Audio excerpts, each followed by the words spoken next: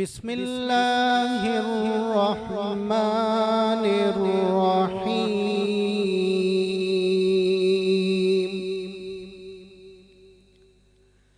वल्आदियाति ज़ब्हन फल्मूरियाति क़दहन फल्मुगीराति सुब्हा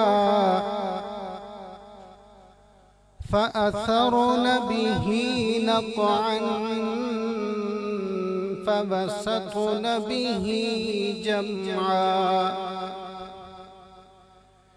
इन्नल इंसान लिरब्बिही लकनूद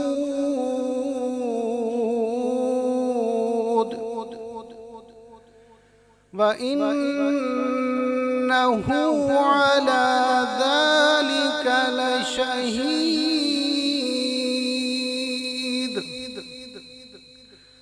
व इन्नहु लिहुब्बिल खैरि लशदीद अफला यअलमु इज़ा बुअसिर मा फिल क़ुबूर व हुस्सिल मा फिस सुदूर इन्न रब्बहुम बिहिम यौमइज़िन लख़बीर सदक़ल्लाहुल अज़ीम।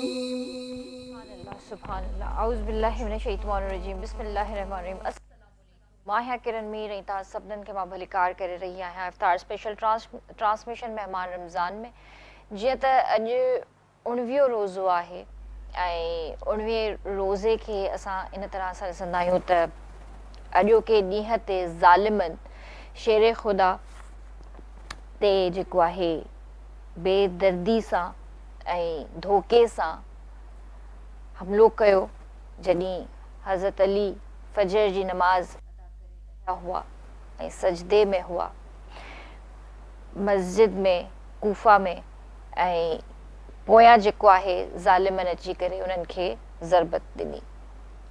त इन मां इहो ई असांखे ॾिसण लाइ मिलियो त उन्हनि जी एतिरी हिमत न हुई त जंग जे मैदान में उन्हनि जो मुक़ाबिलो कनि। जॾहिं हज़रत अली पंहिंजी तलवार खणंदा हुया ज़ुल्फ़िकार ऐं जॾहिं अल्लाहु अकबर नारो हणंदा हुया त ज़ाहिर आहे सभु ढेर थी वेंदा हुया, उन्हनि जे साम्हूं कोई टिकी न सघंदो हुयो।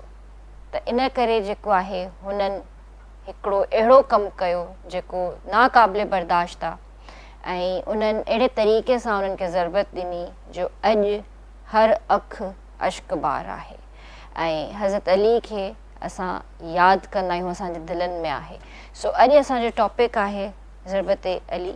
उन हवाले सां अॼु असांजी ट्रांसमिशन हलंदी त तव्हां असांजी ट्रांसमिशन ज़रूरु ॾिसंदा ऐं इनशाअल्लाह असां सां गॾु जेके स्कॉलर आहिनि उन्हनि सां बि इन हवाले सां ॻाल्हि ॿोल कंदासीं। सो पंहिंजे प्रोग्राम जो असां स्टार्ट वरितो आहे प्यारी किरत सां। प्रोफेसर डॉक्टर इमामुद्दीन साहब तव्हां इन्हनि जेको आहे असांखे किरत बि ॿुधाई ऐं गॾोगॾु एजुकेशनिस्ट आहिनि, रिसर्चर आहिनि, PhD रिलीजियस स्कॉलर आहिनि, उन्हनि खे भलीकार कंदासीं। अस्सलाम वालेकुम डॉक्टर साहब। वालेकुम अस्सलाम। कीअं आहियो? ठीकु आहियो? अल्लाह जो शुक्र आहे। उन खां अलावा असां सां गॾु काफ़ी फेमस पर्सनैलिटी हिते मौजूदु आहे जेका हर साल असांजी इफ्तार स्पेशल ट्रांसमिशन मेहमान रमज़ान में ईंदा आहिनि ऐं उन्हनि खे ॾिसी करे ॾाढी ख़ुशी थींदी आहे। माशाअल्लाह पाकिस्तान जो तमामु वॾो नालो आहे।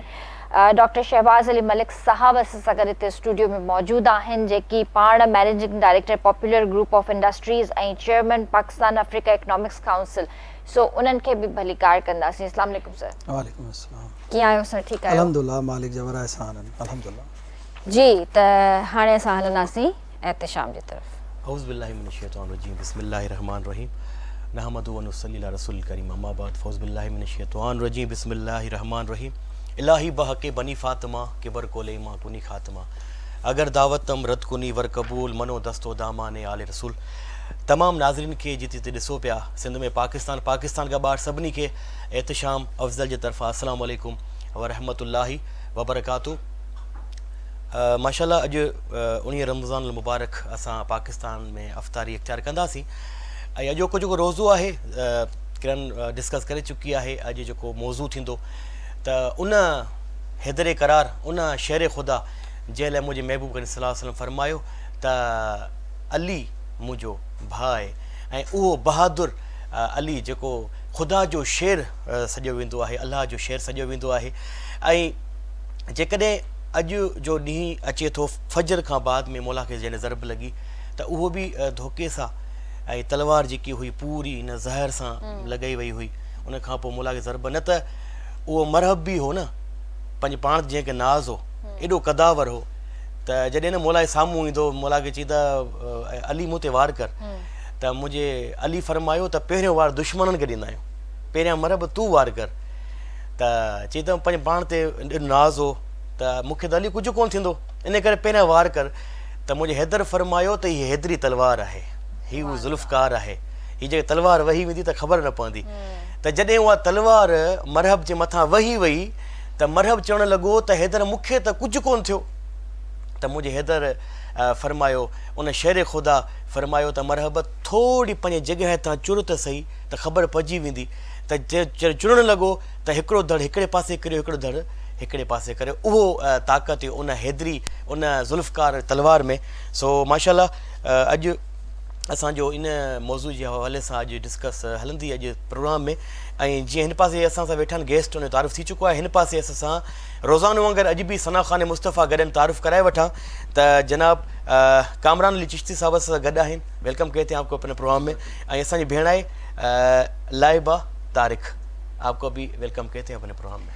जी, तव्हांखे मां स्पॉन्सर्स ॿुधाइणु चाहींदसि। असां सां गॾु जेके स्पॉन्सर्स आहिनि महिमान रमज़ान जा, तलो कुकिंग ऑयल एंड बनास्पति, अमा तलो में पकाओ हमें सेहतमंद बनाओ, हमदर्द, Rooh Afza, trust of generation, घर जैसा टेस्ट हर दफ़ा, bake parlour, the true pasta expert, टपाल मेज़बान सिंध की नंबर 1 चाय, सूफ़ी दस्तरखान, सूफ़ी जो नाम है एतमाद का, मरहबा गुलबहार, जहाँ प्यार वहाँ मरहबा Gulbahar, Shaukat Khanum memorial trust, together we can achieve it, Laziza International, the taste of tradition, first step, shoes and bags, footwear for every step and style, fertile happiness starts in your kitchen, Falak Rice, the taste you trust, Hashmi's Pagol, Daily Low, Fit Raho, Sense and Secrets, Pakistan का अपना premium perfume brand बोना पापा, super diaper अब new packing and improved quality में, black पर शानदार premium dust. ऐं गॾो गॾु असां आहे ख़ालिद स्वीट्स एंड बेकर्स जेकी डेली बेसिस ते असांजी इफ़्तारी जो एहतमाम कंदा आहिनि। ऐं thank you so much Khalid sweets and bakers. उन खां अलावा मल्टीनेट LED आहे, डिज़ाइन फॉर यू, आबे दुबई ड्रिंकिंग वाटर। सो इहे असांजी महिमान रमज़ान जा स्पॉन्सर्स आहिनि। ऐं ॿी ॻाल्हि इहा त हींअर असां थोरी देरि खां पोइ अली भाई तरफ़ वेंदासीं, छो न असां पंहिंजे प्रोग्राम में हमद बारी खे ताला खे जेको आहे शामिल कयूं। त मोहम्मद कामरान चिश्ती साहब जी आवाज़ में पंहिंजे प्रोग्राम जो असां आगाज़ कंदासीं हमद बारी ताला खां। बिस्मिल्लाह। कोई तो है जो निज़ाम हस्ती चला रहा है, वही खुदा है, कोई तो है जो निज़ाम हस्ती चला रहा है, वही खुदा है, जो को रात को दिन बना रहा है, वही खुदा है, वही खुदा है, वही खुदा है, कोई तो है जो तलाश को न कर बुतों में, वो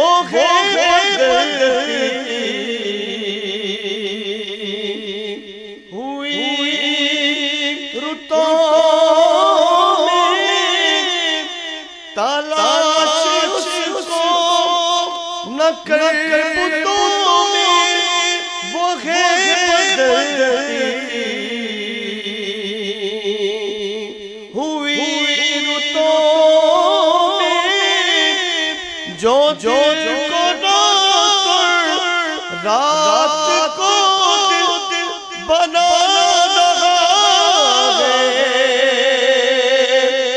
वही खुदा है, वही खुदा है, वही खुदा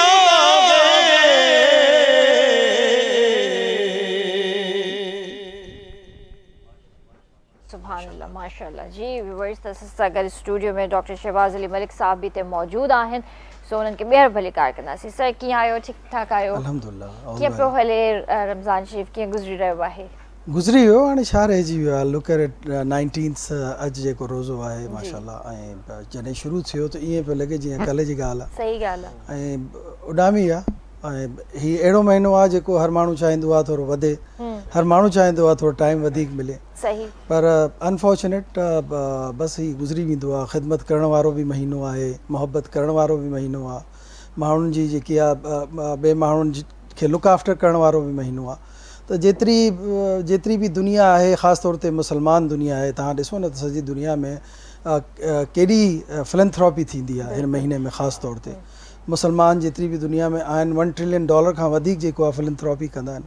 हिन खां वधीक त को बि सॼी दुनिया वारा बि कोन था कनि माशाअल्लाह। हक़ीक़त ॻाल्हि आहे। तव्हां कीअं था ॾिसो हींअर जेके पाकिस्तान जा जेके हालात आहिनि ऐं उन में हिन टाइम बिज़नेस करणु तव्हांखे कीअं थो लॻे? जी स्ट्रगल त सॼी दुनिया में थींदी आहे, देयर इज़ नो डाउट। ऐं रिसेशन ईअं न आहे त पाकिस्तान में आहे, रिसेशन अमेरिका में बि आहे, रिसेशन यूरोप में बि आहे, रिसेशन ॿिए एशियन वारी कंट्रीज़ में हलिया वञो उते बि रिसेशन आहे। दुबई जेके चवंदा आहिनि इलाही को सुठी, हा, one of the city Dubai which is you know one of the famous on to it. UAE सॼो तव्हां ॾिसो त हुते बिज़नेस वधीक थींदो आहे, पर हुते बि रिसेशन आहे। रिसेशन सॼी दुनिया में हले पियो, ईअं पाकिस्तान में आहे। पर यस, स्ट्रगल पाण वटि कंहिं वटि घटि हूंदो आहे, कंहिं वटि वधीक हूंदो आहे। पाकिस्तान में थोरो वधीक स्ट्रगल आहे। Struggle being that we try त प्रोडक्टिविटी वधीक थिए, माण्हुनि खे जॉब्स मिलनि। हाणे ॾिसो न जेकी हालात आहिनि, रिसेशन में जॉब्स बि हली वेंदियूं आहिनि। इलाही माण्हुनि जेका जॉबलेस थी वेंदा आहिनि। पोइ अहिड़ो महीनो जंहिंमें ख़िदमत करण वारो महीनो आहे, हुन में माण्हुनि जी जॉब न हुजे त वीचारा तकलीफ़ में हूंदा आहिनि। यस, आहे त सही तकलीफ़, पर अल्हम्दुलिल्लाह सभु ठीकु आहे। माशाअल्लाह माशाअल्लाह। बसि असांजी दुआ इहा ई आहे त असांजो प्यारो मुल्क तरक़ी करे ऐं जेके बि मुश्किलातूं जेके बि मुस्लिम कंट्रीज़ ते आहिनि उहे जल्द खां जल्द अलाह साईं दूर करे ऐं सभिनीनि खे अलाह साईं पंहिंजे हिफ़्ज़ो अमान में रखे। त छा असां किचन में वञी सघूं था? ओके, त असां सां गॾु महिमान रमज़ान जो फुटाइल किचन बि आहे, सो फुटाइल जे किचन में हलंदासीं। अस्सलाम वालेकुम अली भाउ। वालेकुम सलाम। अदी कीअं आहियो? ठीकु आहियो? बिल्कुलु ठीकु। तव्हां कीअं आहियो? अलाह जा करम आहे। तव्हां कीअं आहियो? ठीकु आहियो?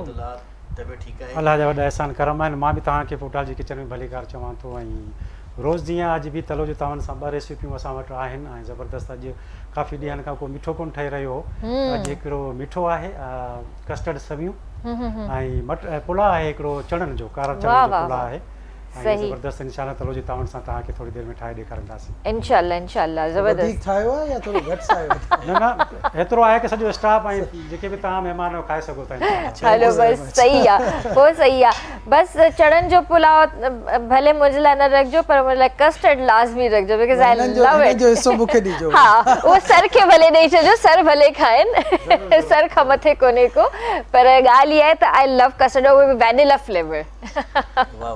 जी जी पुलाउ जेको ठहे पियो न, राति जी ॻाल्हि ॿुधायां, सही अफ़्तारी में मूं थोरी मानी खाई छॾी न, त राति जो टाइम थियो त 11 थिया त मूंखे बुख अची लॻी, त मूं चयो त हाणे ॿाहिरि निकिरां कुझु खाई वठां भला। त कल्ह वरी इहा ई ॻाल्हि आई त कुझु ॿियो कुझु घुरां, त भेण इहो शुक्र आहे, रिज़िक आहे।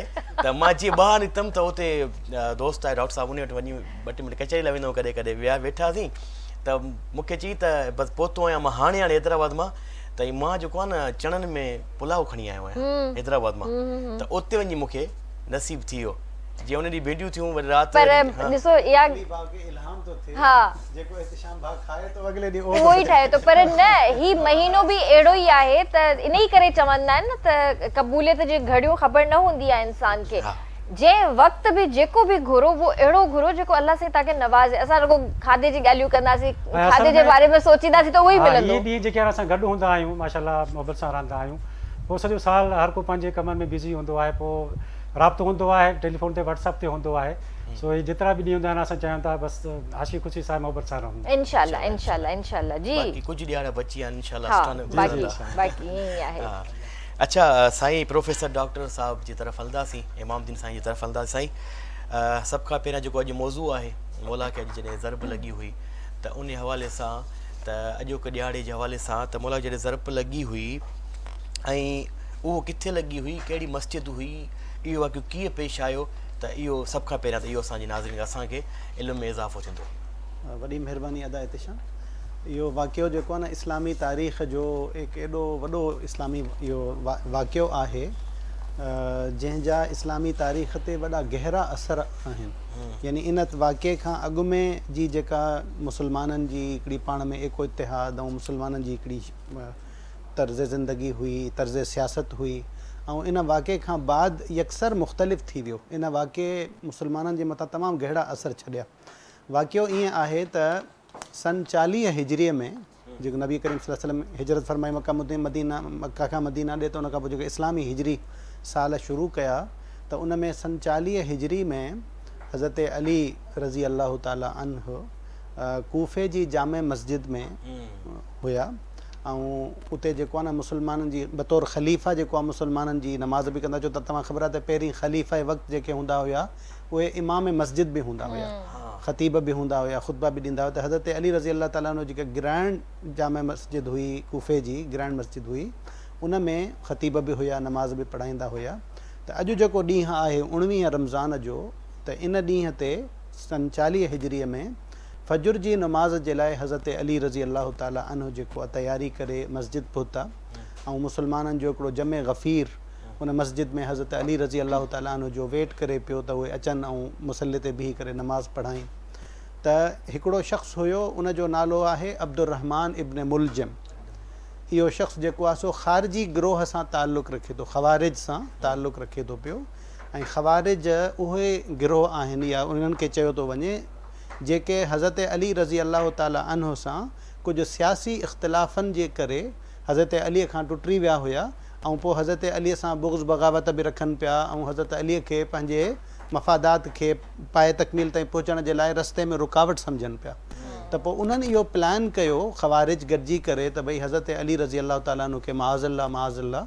शहीद कयो वञे त जीअं उहो असांजे रस्ते तां हटी वेंदो ऐं ख़िलाफ़त राशिदा जेका हली रही हुई उनजो जॾहिं सिलसिलो टुटी वेंदो त पोइ हुननि खे पंहिंजी साज़िश करण में पंहिंजा मक़ासिद हासिल करण में आसानी थी वेंदी चुनाचे इहो अब्दुर्रहमान इब्न मुलजिम जेको आहे उन जी इहा ड्यूटी लॻाई वई ख़वारिज जे तरफ़ां उहो कूफ़े में कुझु ॾींहं अॻु में किताब लिखंदा अची करे रहे पियो लिकी रहे पियो ऐं उन ॾींहं ते 19 रमज़ान ते हू जेको आहे सो हिकिड़ी ज़हर आलूद तलवार खणी करे मस्जिद में हज़रत अली रज़ी अल्लाह ताला जे अॻु में इंटर थियण खां अॻु में अची करे वेट कनि पिया कंहिं सुतून जे पासे में लिकी करे बीही रहिया ऐं चूंकि फजर जो वक़्तु हुयो उन ज़माने में मस्जिद में लालटेन वग़ैरह जो इंतज़ाम हूंदो हुयो पर एॾी घणी रोशनी कान हूंदी जीअं अॼु जे दौर में आहे त उनखे उन अंधेरे जो बि फ़ाइदो मिलियो हज़रत अली रज़ी अल्लाह ताला जीअं मस्जिद में इंटर थिया नमाज़ जे क़याम जो आवाज़ु थियो थियो त बाबा सफ़ूं सिधियूं कयो नमाज़ क़ाइमु थींदी त हू माण्हू जेको हज़रत अली खे ट्रेस करणु लॻो नज़र रखणु लॻो जीअं हज़रत अली रज़ी अल्लाह ताला अची करे जाइ नमाज़ ते नमाज़ जो सिलसिलो शुरू कयो त उन मौक़ो पाए करे हज़रत अली रज़ी अल्लाह ताला अन्हु जे मथे मुबारक ते जेको न तलवार सां वार कयो जंहिंसां हज़रत अली रज़ी अल्लाह ताला अन्हु जेको न उते किरी पिया ऐं संदन मुंहुं मुबारक मां इहो आवाज़ु निकितो फुज़ तो वरब्बिल काबा माना मां अलाह जो कसम खावां थो त मां कामयाबु थी वियुसि उन्हनि जे लाइ त माना दुनियावी ज़िंदगीअ जे मुक़ाबले में आख़िरत जी ज़िंदगीअ जी अहमियत वधीक हुई त उन जे करे उन्हनि इहो मशहूरु जुमिलो इरशाद फ़रमायो त इहो वाक़ियो कूफ़े में थियो अब्दुर्रहमान इब्न मुलजिम जेको ख़ारिजी शख़्स हुयो उन इहा जेको आहे न एॾी मुस्लमाननि सां ज़्यादती कई, पूरो ख़ारजी गिरोह इन जे पोयां साज़िश में मुलविस हुयो ऐं इहो वाक़ियो आहे सन 40 हिजरी 19 रमज़ान मुबारक जो। सही त हिते ब्रेक बि वठूं, ब्रेक जो बि वक़्तु थी वियो आहे। व्यूअर्स तव्हां ॾिसी रहिया आहियो इफ्तार स्पेशल ट्रांसमिशन महिमान रमज़ान। ब्रेक जो वक़्तु थियो आहे, जल्दी हाज़िर था थियूं।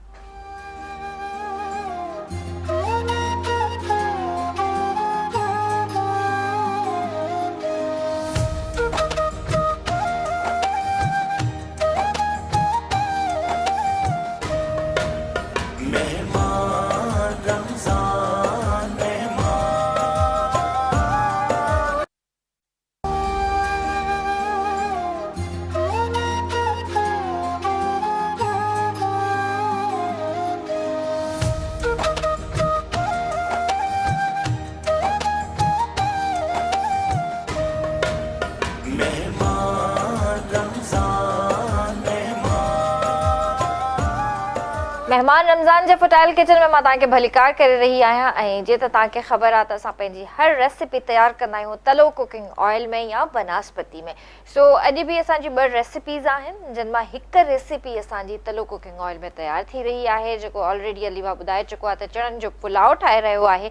सो हलूं था पंहिंजी रेसिपी जी तरफ़। जी अलीभा। जी अदी हा, देगड़ी में रखे छॾी आहे। हाणे देगड़ी में असां तलो कुकिंग ऑयल विझंदासीं। प्लीज़ मूंखे पास कजो, थैंक यू। तलो कुकिंग ऑयल असांजे खाधनि जी शान आहे। जेसीं असांजे खाधनि में तलो कुकिंग इस्तेमालु न थींदो आहे तेसीं उहो ज़ाइको कोन थो अचे। त तव्हां बि पंहिंजे घर में तलो कुकिंग ऑयल इस्तेमालु कंदा कयो। जी हाँ, त हीअ आहे प्रो ग्रोथ फॉर्मूला जेको तव्हांजे ॿारनि खे ठाहे थो फास्टर, हायर एंड स्ट्रॉन्ग। त इन ई करे त 70 सालनि खां वठी माहिरुनि जो एतबार आहे तलो कुकिंग ऑयल ते, ऐं जेको ज़ाइकेदार आहे, खाधो सेहतमंद ठाहे थो ऐं तंहिंजे करे त ॿार माउ खे चवंदा आहिनि तव्हां मां तलो में पकाओ, हमें सेहतमंद बनाओ। जी तक़रीबन हिकिड़ो वॾो बसर मां कटे रखियो आहे। हाणे तेल गरम थी वियो आहे असांजो तलो कुकिंग ऑयल, उन में असां हिनखे विझंदासीं। इनखे असां फ्राई कंदासीं।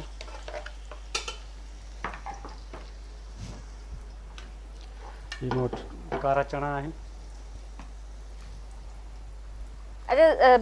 कारा अधु किलो ज़रूरी आहे त कारा ई चणनि न, तव्हां अच्छे जेके काबुली चणा हूंदा हूंदा आहिनि वो बि सेम रेसिपी में पचाए सघो था। पर अॼु मां कारे चणनि में पचाए रहियो आहियां ऐं हीअ कारा चणनि में तमामु ज़बरदस्त थींदी आहे रेसिपी। ठीक है, जेस ताईं असांजो बसर जो दाग थी वठे तेसी ताईं जेको आहे शाम तानी तरफ था हलूं पिया। ठीक है, ठीक है। अच्छा त पोइ असां साईं जन जी तरफ हलूं, जी जी जी। जैकड़ी नाज शामिल करे वठूं, उन खां पोइ तव्हांजी तरफ। ठीक है, असांजी भेण आहे लाइबा तारिक, तो आपसे नाज सुन लेते हैं। ठीक है, बिस्मिल्लाह।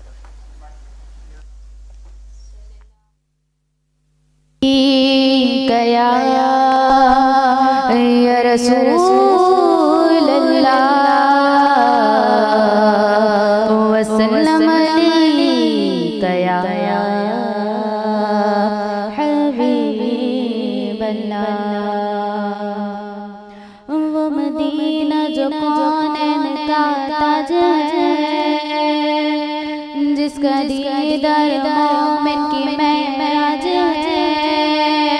जिंदगी में खुदा मुसलमान को वो मदीना दिखाए तो क्या बात है। मेरी उल्फत मदीने से यूं ही नहीं, मेरे आका का रोज़ा मदीने में है। मेरे आका का रोज़ा मदीने में है।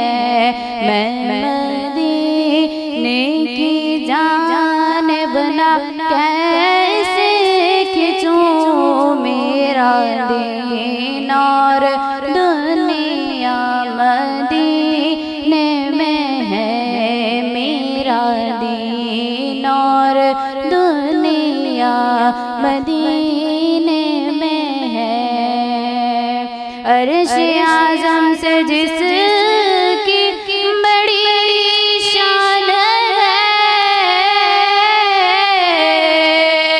रोज़ाए मुस्तफ़ा जिसकी पहचान है। रोज़ाए मुस्तफ़ा जिसकी पहचान है, जिसका हम पल्ला कोई मोहल्ला नहीं, एक ऐसा मोहल्ला मदीने में है, एक ऐसा मोहल्ला मदीने में है। अगर खुशी चाहिए तो मदीने चलो, जिंदगी चाहिए तो मदीने चलो, सारी मस्ती मदीने की गलियों में है, सारी मस्ती मदीने की गलियों में है, कैफ सारे का सारा मदीने में है। आशिकों को सुकून किस तरह से मिले, आशिकों को सुकून किस तरह से मिले, जान काबे में है दिल मदीने में है, मेरी उल्फत मदीने से यूं ही नहीं, मेरे आका का रोज़ा मदीने में है, मेरे आका का रोज़ा मदीने में है। सुभान अल्लाह, सुभान अल्लाह। असां सां गॾु डॉक्टर शहबाज़ अली मलिक साहब भी हिते मौजूद आहिनि। सर, अॼो के ॾींहं जे हिसाब सां हज़रत अली जी शान में तव्हां छा चवणु चाहींदव? जी, हज़रत अली मूं त ख़ैर ज़ियारतनि ते बि विज़िट कयो आहे, माशाअल्लाह। इराक़ वियल आहियां ऐं रोज़े ते हाज़िरी बि मूं ॾिनी आहे, हज़रत इमाम हसन हुसैन जी बि ऐं हज़रत अली जी बि। ऑफ कोर्स एतिरी वॾी हस्तियूं आहिनि जेकी ॻाल्हियुनि में पूरी करे कोन था सघूं। सही। ऑफ कोर्स नॉट ओनली हज़रत अली, त ॿ जेका ॿिया बि पंहिंजा हुया, जीअं हज़रत उमर ऐं हज़रत उस्मान, उन्हनि ॿिन्हिनि खे बि जेको आहे शहीद कयो वियो। पर हे कमु जीअं डॉक्टर साहब चए पियो, ॿुधाए पियो, त हिन में पंहिंजनि जो कमु हूंदो आहे, ज़ाहिरी ॻाल्हि आहे। कॾहिं ईअं न थींदो आहे त को दुश्मन सां माण्हू जेको आहे विड़े ऐं हुनजे साम्हूं वञी बीहे ऐं हुन सां पोइ हथ करे, त उहा ॿी ॻाल्हि हूंदी आहे। जेका पंहिंजा हूंदा आहिनि, अलाह हुननि सां बचाए, अलाह हुननि सां बचाए। एतिरो वॾो सान्यो थियो आहे जेको जंहिंजी पूरत बि माण्हू को बि कोन थो करे सघे।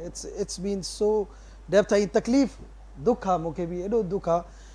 एतिरो वॾो सहाबी, एतिरो वॾो इमाम ऐं हुज़ूर सल्लल्लाहु अलैहि वसल्लम जा साथी, हुननि खे सभिनीनि खे हिकिड़ो हिकिड़ो करे जेको आहे शहीद कयो वियो। ऐं इस्लाम खे इलाही नुक़सानु पहुचाइण जी ही सिलसिलो हुयो, ज़ाहिरी ॻाल्हि आहे। हज़रत अली खे, हज़रत उमर खे, हज़रत उस्मान खे, हज़रत अली खे, टिनि खे जेको आहे शहीद कयो वियो।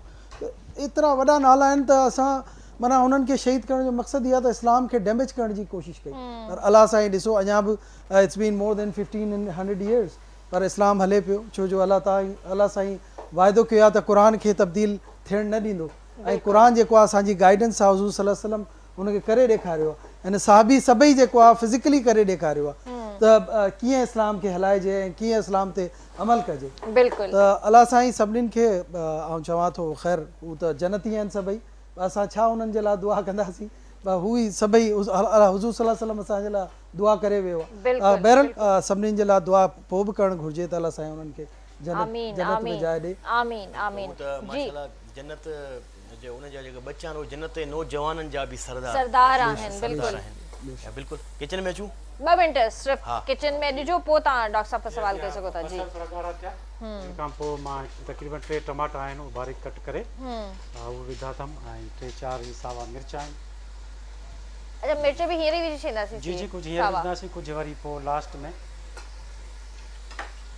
जंहिंमें असांजा बसर ऐं टमाटा ॻरी वेंदा, पोइ असां मसाले वारी पुलाउ ठाहे रहिया आहियूं। ठीकु आहे। पोइ असां में मसालो विझंदासीं।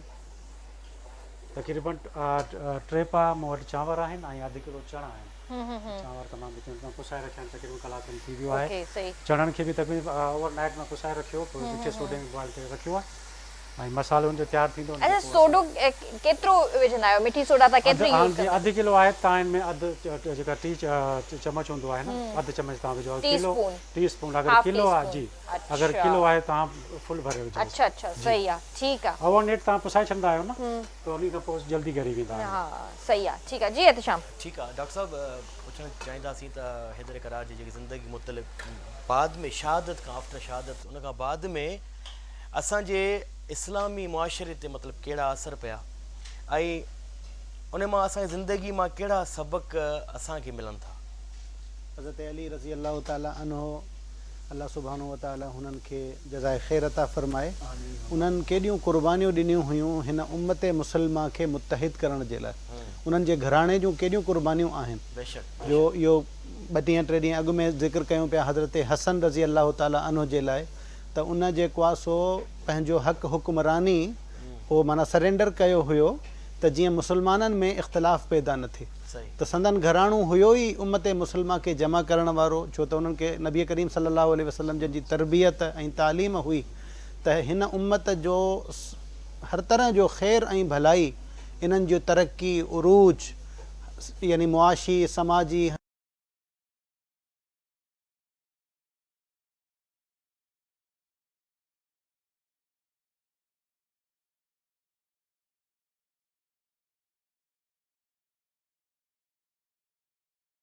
पंहिंजे पाण खां ई अलॻि थियल हिकिड़ो इख़्तिलाफ़ी गुरोह हुयो।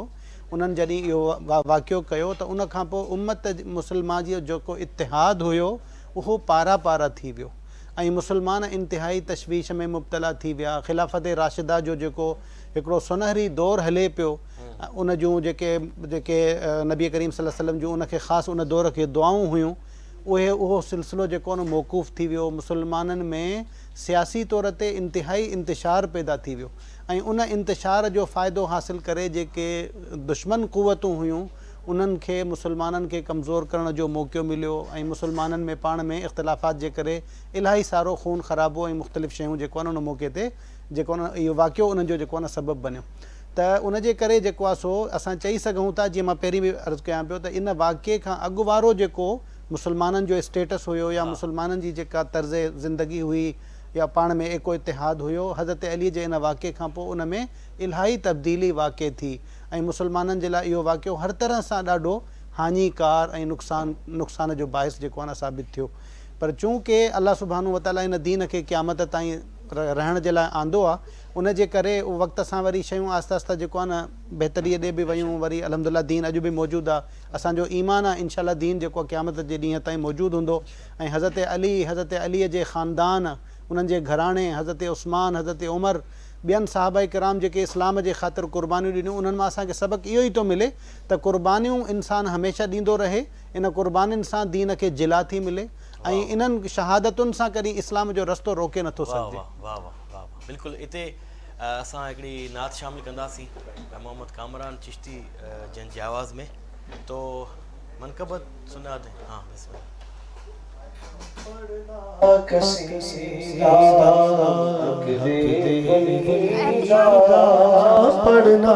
कसीदा हक दे वलीदा, रल के सुना हो रल के लगा हो नारा यलीदा, पढ़ना कसीदा हक दे वलीदा, रल के लगा हो सारे सुनो हो नारा यलीदा, पढ़ना कसीदा हक दे वलीदा।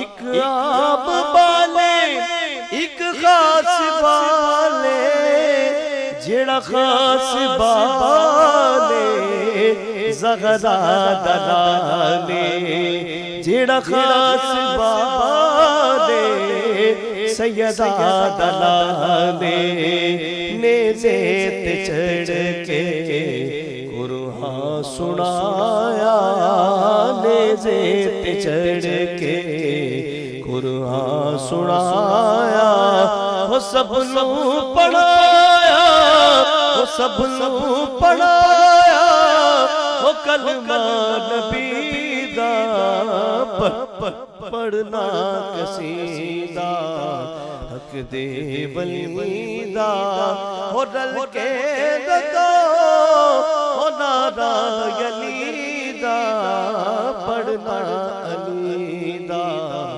पढ़ना कसीदा हक दे वलीदा। ज़हरा दा शोगुल पीरा दा पीरे, सैयदा दा शोगुल पीने मैं क्या दसावा कितना अमीरे मैं क्या दसावा कितना अमीरे ते तो सरा तो अर्शे उलाते ते तो सरा तो अर्शे उलाते ओ सारे दसारा ओ सारे दसारा ओ रखबा गलीदा पढ़ना कसीदा हक दे वलीदा झुकिया गिदर ते बढ़ के सवाली झुकिया इधर ते बढ़ के सवाली इज्जत मिली ये जग तो निराली इज्जत मिली ये जग तो निराली ओ पहलो किया दिल देखो कलंदर पहलो किया दिल देखो कलंदर सगहा मगर में अली दी गली दा पढ़ना कसीदा हक दे वलीदा हो रल के सुनो हो रल के लगाओ हो नारा अलीदा पढ़ना कसीदा हक दे वलीदा सुभान अल्लाह सुभान अल्लाह। जी व्यूअर्स त मां तव्हांखे ऑलरेडी ॿुधाए चुकी आहियां ऐं सॼी ॻाल्हि ॿोल बि हली रही आहे डॉक्टर शहबाज़ अली मलिक साहब सां गॾु। त मां तव्हांखे ॿुधाइणु चाहींदसि त पॉपुलर ग्रुप पाकिस्तान जो हिकु मुनफ़रिद ऐं तमामु वॾो ग्रुप आहे जेको माशाअल्लाह सां मुल्क में जेको कमु करे रहियो आहे इस्तेमाल जी जेके अशिया आहिनि उन जे हवाले सां मां तव्हांखे ॿुधाइणु चाहींदमि जंहिंमें सीमेंट आहे खंड आहे टेक्सटाइल मसनूआत juice dairy item aluminium foils plastic ऐं डिटर्जेंट पाउडर वग़ैरह तयारु थी रहिया आहिनि। ऐं सर जेको आहे हर साल रमज़ान में जॾहिं असां वटि ईंदा आहिनि शो में त हिकु नई शइ सां गॾु ईंदा आहिनि। उन्हनि जो टेक्सटाइल जो जेको कमु आहे उन में हिकिड़ो नयो प्रोडक्ट जेको आहे इंट्रोड्यूस थींदो आहे त सर खां पुछंदासीं त हिन भेरा छा इंट्रोड्यूस करायो अथनि। सर छा हिन भेरा इंट्रोड्यूस करायो अथव?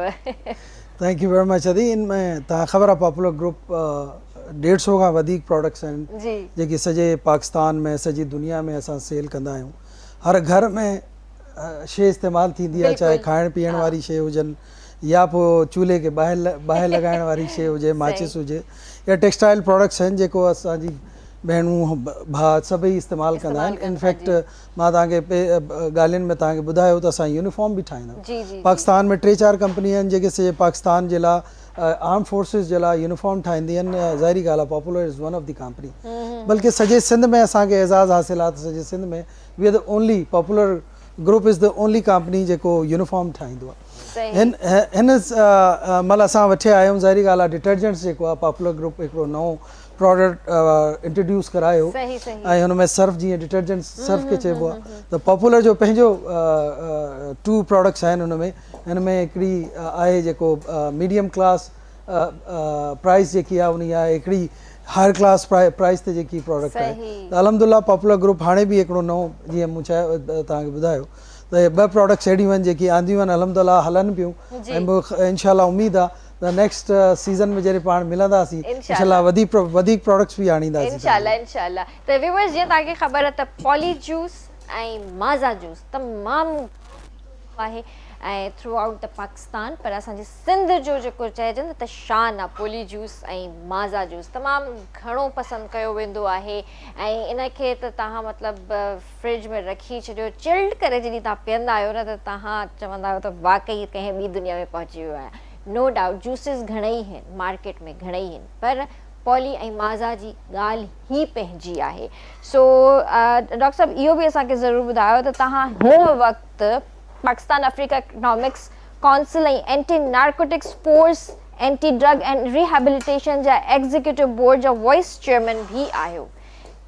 ये अदी 2 ॻाल्हियूं आहिनि। हिकिड़ी त पाक अफ्रीका आहे पाकिस्तान अफ्रीका इकनॉमिक काउंसिल, ही इन करे असां ठाही त we wanted to connect Africa with Pakistan सही ख़बर आहे पाकिस्तान जेको आहे हुनजो शॉर्टफॉल आहे $5 बिलियन और सो ऐं IMF डे हर महिल असांखे वञिणो थो पए ऑफ कोर्स सही त असां सोचियो त why not tap that market which is untapped Africa means 54 countries Africa means $3 trillion economy Africa means हर प्रोडक्ट जेकी पाकिस्तान में ठहे थी पाण एक्सपोर्ट करे सघूं था हुनखे इस्तेमालु करे सघूं था उते उते मोकिले सघूं था लाइकवाइज़ प्रोडक्ट जीअं असांजी पंहिंजी प्रोडक्ट्स बि आहिनि हू बि उते वेंदियूं आहिनि पर हॉस्पिटैलिटी हिकिड़ो वॾो सेगमेंट आहे सेक्टर आहे जेको पाकिस्तान खां पाकिस्तान में पाण आणे सघूं था अफ्रीकन्स जेको आहे $70 बिलियन खां वधीक उहो ख़र्चु कंदो आहे हिन सेगमेंट में सॼी दुनिया में वेंदा आहिनि why not to come Pakistan ठीकु आहे थोरो घणो असांजो प्रॉब्लम आहे पर नॉर्दर्न एरियाज़ त अहिड़ा आहिनि जेके पाण एडवर्टाइज़ कयूं पिया जंहिंखे स्विट्ज़रलैंड बि चई सघिजे थो त सॼी दुनिया अचे थी why not Africans should come ऐं स्पेंड देयर मनी ईअं हॉस्पिटैलिटी सां गॾु गॾु जेको आहे हिकिड़ी आहे हेल्थ केयर में बि उहो मुंहिंजो ख़्यालु आहे $100 बिलियन खां वधीक पंहिंजो ख़र्चु कंदा आहिनि उते तव्हां ख़बर आहे इंफ्रास्ट्रक्चर त आहे कोन एतिरो जॾहिं को वॾो माण्हू बीमार थींदो आहे त उते एॾा हॉस्पिटल न आहिनि पाण वटि त वॾा हॉस्पिटल आहिनि वी हैव सो मच त पाकिस्तान खां ॿाहिरों इलाही माण्हू ईंदा आहिनि भई दुबई में माण्हू चवंदा आहिनि त दुबई में इलाही सर्विस मिले थी पर न हुतां एतिरा वॾा सुठा डॉक्टर कोन था मिलनि पाकिस्तान अचनि था ख़ासि तौर ते पाकिस्तान में अचनि था they come and they get the doctor सां गॾु जेको आहे कनेक्ट थींदा आहिनि पंहिंजे पाण खे चेक कराईंदा आहिनि त हीउ एतिरो वॾो बिज़नेस आहे जेको इहे बि करे सघो एजुकेशन हिकिड़ो एतिरो वॾो सेगमेंट आहे जेको सेल करे सघूं था पाण एॾी यूनिवर्सिटीज़ आहिनि पाकिस्तान में हुते एतिरी यूनिवर्सिटीज़ न आहिनि असां हुननि खे ख़ैर को 300 जे क़रीब Pakistan Africa economic council organise कई आहे त 300 जे क़रीब जेको आहे असां ॿारनि खे जेको आहे वठी ईंदासीं हुतां ऐं हिते इनशाला उन्हनि खे एजुकेट कंदाऊं जॾहिं असां एजुकेट कंदाऊं त definitely they will be connected with Pakistan ऐं हुते वेंदा त पोइ पाकिस्तान कंदा ज़बरदस्त रिप्रेज़ेंट कंदा पाकिस्तान खे त ज़बरदस्त ॻाल्हि ॿोल हली रही आहे ऐं तव्हां ॾिसी रहिया आहियो इफ्तार स्पेशल ट्रांसमिशन महिमान रमज़ान ब्रेक जो वक़्तु आहे जल्दी हाज़िर था थियूं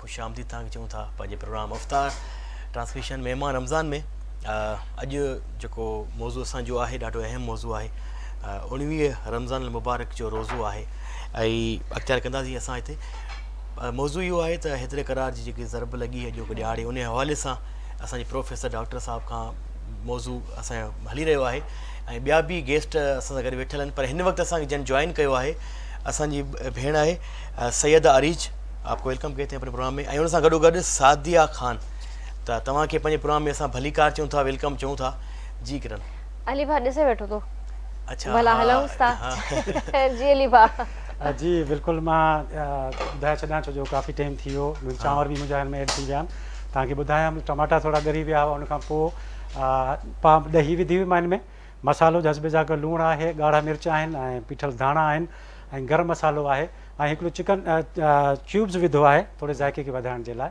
ऐं चांवर विधी ऐं हिन में रखे छॾियो आहे दम जे लाइ त थोरो बड़कंदो त पोइ मां हिनखे दम ते रखे छॾंदुसि तक़रीबन 10-15 मिंट खां पोइ असांजी हीअ रेडी थी वेंदी ऐं आख़िर में थोरो लीमो ज़रूरु हिन में विझंदुसि लीमे विझण सां इहो आहे की चांवर असांजा मतिलबु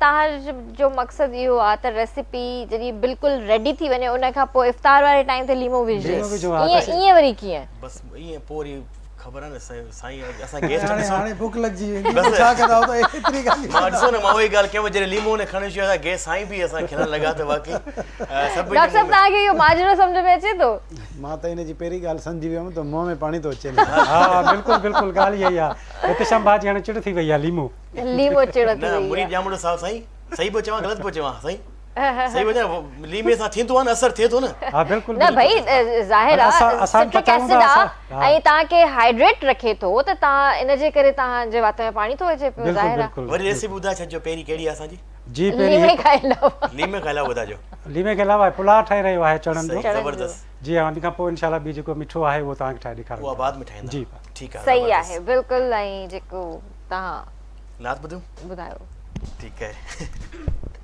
मूंखे उन ॾींहुं वारी ॻाल्हि यादि अची वई मां तव्हांखे ॿुधायां थो बाद में पहिरियों नात ॿुधी वठूं था असांजी भेण आहे सैयदा अरीज त उन जे आवाज़ में नात शामिल कयूं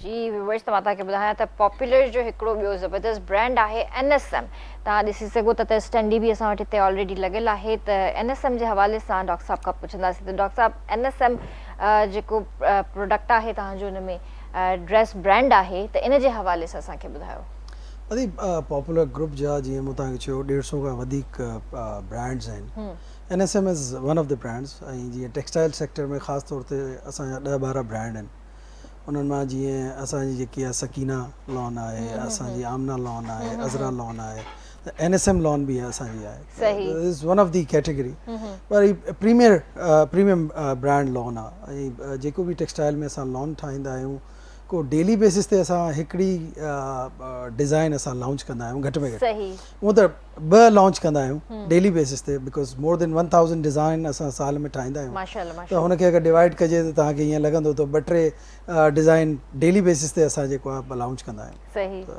अल्हम्दुलिल्लाह असांजे सेगमेंट आहिनि छो जो टेक्सटाइल पंहिंजी आहे प्रोडक्ट पंहिंजी आहे सॼी दुनिया जे लाइ असां कमु कंदा आहियूं जेतिरा बि ब्रांड आहिनि वॾा ब्रांड तव्हांखे ख़बर आहे जेतिरा बि वॾा ब्रांड आहिनि जंहिंजी पंहिंजी फैक्ट्रियूं न आहिनि उहो असां सां ठाराईंदा हा। आहिनि उन्हनि जे लाइ असां ठाहींदा आहियूं डेली बेसिस ते लखे मीटर लखे सूट असां ठाहे उन्हनि खे ॾींदा आहियूं ऐं हू पोइ सेल कंदा आहिनि हाणे त असां इन खां वधीक बि सर्विस ॾेई छॾी आहे उन्हनि खे माशाल्लाह। स्टोरनि ते बि असां पुॼाए ॾींदा आहियूं सही त अल्हम्दुलिल्लाह लॉट ऑफ कीअं पियो प्रोडक्ट्स हले NSM कीअं पियो हले बहितरीन शुक्र अल्हम्दुलिल्लाह जीअं बाक़ी ब्रांड पिया हलनि उहे NSM बि जेको आहे हले थो भई जीअं मां तव्हांखे चयो त ख़ासि तौर ते प्रीमियम ब्रांड आहे पॉपुलर जो त इन करे वधीक सेल थिए थो थिए थो। अच्छा मां तव्हांखे इहो ॿुधायां त हे प्रेट वेयर आहे ऐं तव्हां ॾिसी सघो था त स्टैंडी ते त माशाल्लाह हिकिड़ो ज़बरदस्त प्रिंट आहे जेको मुंहिंजे ख़्याल सां त ऑनलाइन बि तव्हांखे आराम सां मिली वेंदो ऐं डिफरेंट मॉल्स में तव्हांखे डिफरेंट आउटलेट्स ते बि तव्हांखे हे प्रोडक्ट मिली वेंदो अच्छा पॉपुलर जो जेको NSM ब्रांड आहे इन जी ख़ासियत इहा आहे त हिकिड़ो त जेका बि लॉन आहे इन्हनि जी ॾाढी सॉफ्ट आहे पाइण में तव्हांखे मज़ो ईंदो तव्हां इंजॉय कंदो बट सिर्फ़ु नॉट ओनली समर्स पर हिकु अहिड़ो कपिड़ो आहे इहो जेको तव्हां 12 महीना जेकॾहिं पाईंदो त तव्हां इंजॉय कंदो इन खे पाइण में छो त कुझु कपिड़ो अहिड़ो हूंदो आहे जेको तव्हां 12 महीना पाईंदा आहियो त तव्हांखे मज़ो ईंदो आहे हिननि जी कलेक्शन तमामु बहितरीनु आहे त तव्हां ऑनलाइन बि हिननि खे विज़िट करे सघो था ऑनलाइन बि बाय करे सघो था या तव्हां जंहिं बि मार्केट वञो था तव्हांखे उते बि आराम सां ईज़िली मार्केट में हिननि जो ब्रांड जेको आहे अवेलेबल आहे तव्हां उतां बि बाय करे सघो था अच्छा हीअ सॼी अनस्टिच कलेक्शन आहे या स्टिच कलेक्शन बि आहे ॿई आहिनि ज़बरदस्त त जी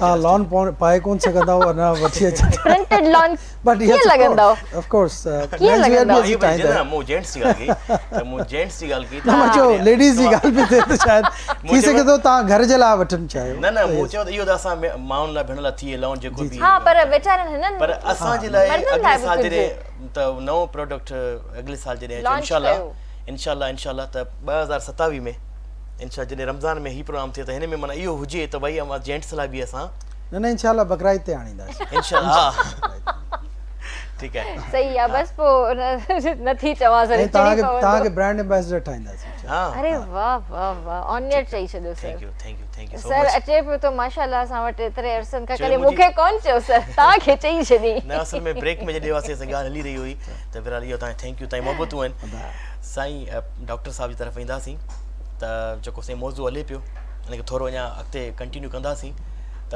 हज़रत मौला अली मुश्किल कुशा शेर ख़ुदा अॼु उहो ॾियारो अॼु ज़रब जॾहिं मौला खे लॻी हुई उन खां पोइ वरी तव्हां इहो ॿुधाई ॻाल्हि त मस्जिद कूफा उन में जेको आहे ज़रब लॻी हुई उन खां बाद में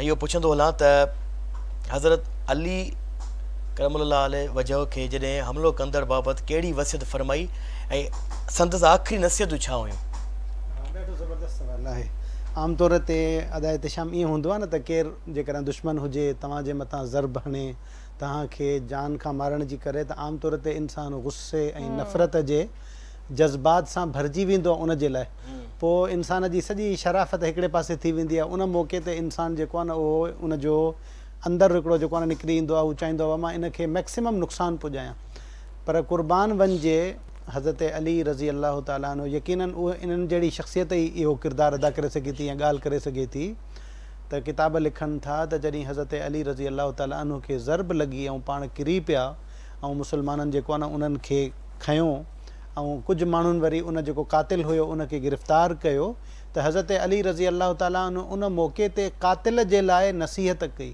त इन सां को ज़ुल्म ज़्यादती न कजो ठीकु आहे ऐं पाण फरमायूं त इन खे क़ैदी कयो ऐं हिकिड़े क़ैदी वारो जेको बहितरीनु सलूक आहे उहो इन सां कयो हिन खे पाणी ॾियो मानी ॾियो हिन खे बंदि कयो अगरि अलाह घुरियो ऐं मां इन ज़रब मां बची वियुसि मतिलबु मूंखे ज़िंदगी मिली वई त हिन जे मुस्तक़बिल जे लाइ मां पाण ई फ़ैसिलो कंदुमि ऐं जेकॾहिं मां शहीद थो थी वञा इन ज़रब जे नतीजे में त पोइ तव्हां हिन जे लाइ को बि फ़ैसिलो करे सघो था पर मुंहिंजी तव्हांखे नसीहत इहा आहे त जीअं हुन मूंखे हिकिड़ो वार कयो आहे तव्हां उन जे मथां हिकिड़ो वार ई कजो हिकिड़े वार खां वधीक न कजो छो त उहो वधीक ज़ुल्म में हलियो वेंदो ऐं मां कंहिं ते ज़ुल्म नथो करणु चाहियां त इहो जेको आहे न हज़रत अली रज़ी अल्लाह ताला जी तरबियत हुई ऐं उन्हनि जो हिकिड़ो अज़ीम ज़रफ़ हुयो जो उन्हनि जेको आहे न इन मौक़े ते बि इंसाफ़ खे अदुल खे ऐं जेको आहे न माण्हपीअ खे जेको आहे न विसारियो ऐं किताबनि में अचे थो त जॾहिं हज़रत अली रज़ी अल्लाह ताला जो शहादत जो टाइम थियो त संदन ॿिन्ही पुटनि खे घुराए करे हज़रत हसन रज़ी अल्लाह अन्हु हज़रत हुसैन रज़ी अल्लाह अन्हु खे घुराए करे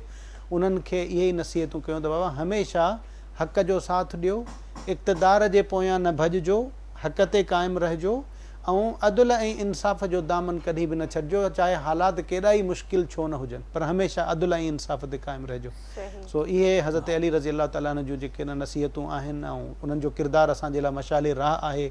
ज़िंदगीअ जो जेको बि चाहे उन्हनि जो इबादत जो पहलू हुजे, मैदान जिहाद जो पहलू हुजे, शुजात बहादुरी जो हुजे, घरेलू हुजे, पड़ोसिरनि जो हुजे, पर माना कहिड़ो न चइजे, सखावत जो हुजे, उन्हनि जो घराणो असांजे लाइ मशाले राह आहे। अल्लाह सुब्हानो व तआला असांखे उन्हनि जे नक्शे क़दम ते हलण जी तौफ़ीक़ आमीन आमीन आमीन। डॉक्टर साहब तव्हां खां इहो पुछणु चाहींदसि त जीअं असांजी पहिरियां ॻाल्हि हली रही हुई ड्रग्स ऐं रिहेबिलिटेशन जे हवाले सां, त असांजी सोसाइटी जे अंदरि असांजा जेके ॿार आहिनि, असांजी जेका यूथ आहे, काफ़ी इन तरफ़ अची चुकी आहे, त असां उन्हनि खे रिहेब करण जे लाइ छा करे रहिया आहियूं? अदी एंटी नार्कोटिक फोर्स अहिड़ी फोर्स आहे जेको न सिर्फ़ु ये जेको प्रॉब्लम आहे सोसाइटी जो, जंहिंमें ॿार हाणे अञा तव्हां ख़बर आहे केॾो ड्रग एडिक्टेड थी विया, हुननि खे झलणु, हुननि खे काबू करणु, हुन सां जान छॾाइनि हुननि जी। हिकिड़ो ॿियो कमु बि हू स्टार्ट करे वरितो आहे इलाही अरसे खां, उहो आहे रिहेबिलिटेशन। रिहेबिलिटेशन में हू रिहेबिलिटेट त थी वञनि था, पोइ हिकिड़ो ॿियो सेगमेंट अचे थो त वरी हिननि खे सोसाइटी सां कीअं जोड़िजे, त that was the biggest problem. त जॾहिं इहे प्रॉब्लम स्टार्ट थियो त हुननि जे वॾनि असांखे घुरायो, असां सां विया, ऐं जेका सोसाइटी में जेका वॾा आहिनि नाला, हुननि खे घुरायो, हुननि चयो त असांखे हीउ मसइले जो हल करे ॾियो था। असां छा कयो त असां हिननि खे सभिनीनि खे जेको रिहेबिलिटेट जॾहिं हीअ करे छॾींदा आहिनि त पोइ हिननि खे रिकनेक्ट करण जे लाइ असां हीअ कंदा आहियूं त हुननि खे जॉब्स ऑफर कंदा आहियूं, जेकी जंहिंजी बि सलाहियत हूंदी आहे हुन जे हिसाब सां। जेको पढ़ियलु लिखियलु माण्हू आहे हुनखे डेस्क जॉब ॾींदा आहियूं, जेको मज़दूर तबियत माण्हू हूंदो आहे हुनखे मज़दूरी माना मशीननि ते हिते हुते, ऐं काफ़ी अरसे हुनखे मॉनिटर बि असां कंदा आहियूं। ऐं मॉनिटर करण सां गॾु असां हीअ कोशिशि कंदा आहियूं, छो जो वॾो सेगमेंट आहे, रिकनेक्ट थी कोन था सघनि, छो जो माण्हू हुननि खे, हर माण्हू जेको आहे जंहिं मेले में हूंदा आहिनि चवंदा आहिनि अचर सीमा वाली असांजे ॿार सां गॾु न हुजे, छो जो हीअ वरी ईअं न थिए त कंहिंखे प्रॉब्लम क्रिएट करे छॾे। त हुनखे वरी रिकनेक्ट करण जे लाइ पहिरीं हुनखे जॉब कराईंदा आहियूं। जॉब करण सां गॾु गॾु हुननि खे असां पंहिंजे पाण वटि रखंदा बि आहियूं, माना फैक्ट्रियुनि में हुननि खे कमिरो ॾींदा आहियूं, वर्कर्स सां गॾु जेको आहे हुनखे मानी वानी हे वो हर शइ जो असां ख़्यालु सोशलाइज़ कंदा आहियूं, ताकी उहो वरी रिकनेक्ट स्टार्ट थी वञे। उहे पाण बि ड्रिजंदा आहिनि, उहा सोसाइटी बि जेकी आहे ड्रिजंदी आहे, ॿई ड्रिजंदा आहिनि। त पोइ अल्हम्दुलिल्लाह मालिक जो वॾो एहसान आहे, हीअ स्टार्ट थी वियो आहे ऐं रिकनेक्ट स्टार्ट थी वियो आहे, छो जो ईअं न आहे त ग़रीब ॿार आहिनि, अमीर ॿार इलाही वधीक आहिनि, इलाही वधीक। बिल्कुलु बिल्कुलु 40-50 साल खां पाकिस्तान में हीअ लानत हले पई, ऐं पाकिस्तान बल्कि असां सभई माना ॾिसूंसि था, अलाह ख़ैर करे असांजे ॿारनि जो छा थींदो, असांजी नसलनि जो छा थींदो, what is going to happen, you know. हाणे त हू चर्स अफ़ीम हीरोइन सां त अॻियां हाणे अची विया आहियूं। वाकई अल्लाह से रहम करे। ऐं इन ई करे चवंदी आहियां मां हमेशह, जॾहिं बि तव्हांजो ॿारु ॿाहिरि निकिरे थो ऐं लेट करे थो त तव्हां उनखे घटि में घटि पुछो, उन ते नज़र रखो त तूं कहिड़ी गैदरिंग में उथी वेहीं थो। ऐं ॿारनि खे छा आहे, जो असां फ़ोन कंदा आहियूं त ॿार डिस्टर्ब थींदा आहिनि। अॼु जा ॿार जेकॾहिं चवंदा आहिनि न, उन्हनि खे चइबो आहे त किथे आहे बाबा, देरि कई अथई, त ॿार चवंदा मम्मा तव्हांखे न आहे ख़बर, तव्हां हाणे सुम्हो, आराम कयो, असां अची वेंदासीं। पॉइंट इहा न हूंदी आहे त तव्हां सुम्हो असां अची वेंदासीं, पॉइंट इहा हूंदी आहे त असांखे फ़िक्र आहे पंहिंजी औलाद जी। असांजो मुआशिरो जहिड़े तरीक़े सां तेज़ी सां अॻिते वधी रहियो आहे, त असांखे पंहिंजे ॿार ते कंट्रोल करिणो आहे। सोसाइटी ते कंट्रोल करण लाइ हुक्मरान वेठा आहिनि, असांजो बि किरदारु आहे उन में कंट्रोल करण जे लाइ, पर असां जेकॾहिं पंहिंजी औलाद खे कंट्रोल कंदासीं त इलाही मामलात जेके आहिनि न बहितर थी सघनि था। सो अलाह साईं सभिनीनि ॿारनि खे पंहिंजे हिफ़्ज़ो अमान में रखे ऐं इन्हनि शयुनि खां जेको आहे न पंहिंजी पनाह में रखे अलाह साईं। त हींअर असांजी नात ख़ान आहे, नात ॿुधंदासीं सादिया ख़ान जो इन आवाज़ में। माइक पढ़ी, ठीक है।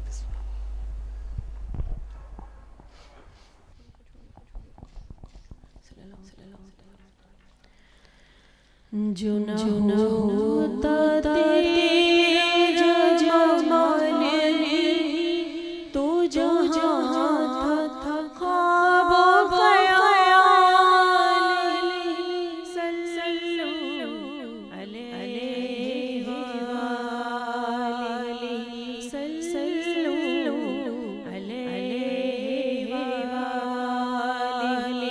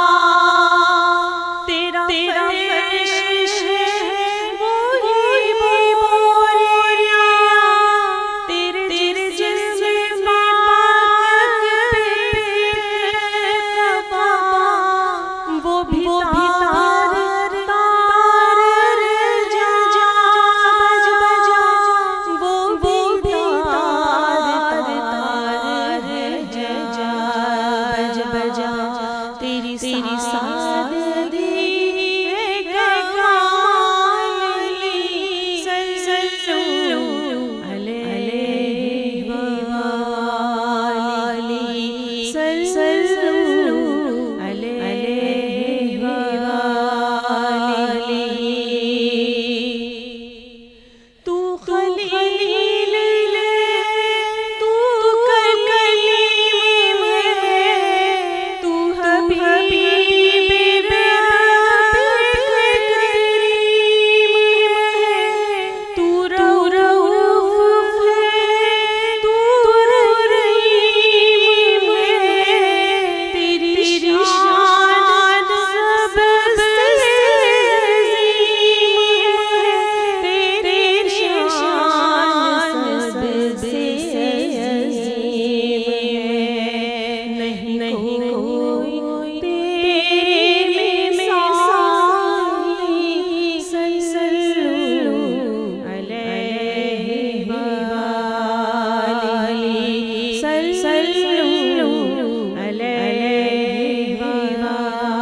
वाली जुना होता तेरा जमाने तो जो था ख्वाब ख्याली सल्लल्लाहु अलैहि वाली सल्लल्लाहु अलैहि वाली सुभान अल्लाह सुभान अल्लाह सुभान अल्लाह। Thank you so much sir, तव्हां आया पंहिंजो कीमती वक़्तु असांखे ॾिनो ऐं तमामु सुठो लॻो। तव्हां अॼु बि असांजी ट्रांसमिशन जो हिसो थिया। लास्ट में कोई मैसेज ॾियणु चाहींदा? Oh, thank you very much. मां हमेशा हिकिड़ी ॻाल्हि चवंदो आहियां, पाकिस्तान में पाणी जी घटिताई आहे त वी शुड यूज़ वाटर ऐं हुनखे हुन पाणी खे ज़ाया न कयूं, छो जो पाणी जेको आहे नसलनि जे लाइ आहे ऐं पाणी जेको घटि थिए पियो ऑफकोर्स कॾहिं कॾहिं पाण जीअं आउं मिसाल ॾींदो आहियां त टूथपेस्ट बि कंदा आहियूं त पाणी जो टैप नल खुलियल टैप हूंदो खुलियल आहे। हूंदो आहे त वाहे त जॾहिं हिकिड़ो माण्हू हिकिड़ी नंढड़ी बोतल सां बि वज़ू करे सघे थो त सॼी बाल्टी सां जेको आहे वज़ू करण जी कहिड़ी ज़रूरत आहे, या सॼो टैप खोले जेको आहे वज़ू सही करण जी ॻाल्हि आहे 100%। We should save water of course. ऐं जेकी नौजवान नसल आहे हुनखे कंहिं कम ते लॻायूं। पाण वटि जेको आहे हाणे इट्स मोर देन 50% जेकी आहे नौजवान नसल आहे, बल्कि in fact 60% we have your young lot आहे, हुनखे कंहिं कम ते आणियूं, हुननि खे कम ते लॻायूं, कंहिं पटरी ते चाढ़ियूं, न त पोइ ईअं न थिए त पाण त आउं त हली ईंदुमि पर अलाए पाकिस्तान जो छा थींदो। ज़ाहिरी ॻाल्हि आहे they are the future of the country, त हुननि खे इस्तेमालु कजे, हुननि खे गाइड कजे। ज़बरदस्त, वेरी नाइस मैसेज। ऐं इंशाअल्लाह तव्हां सां ब्रेक खां पोइ मिलूं था। वक़्तु आहे ब्रेक जो। तव्हां ॾिसी रहिया इफ्तार स्पेशल ट्रांसमिशन। महिमान रमज़ान जल्दी हाज़िर था थियनि।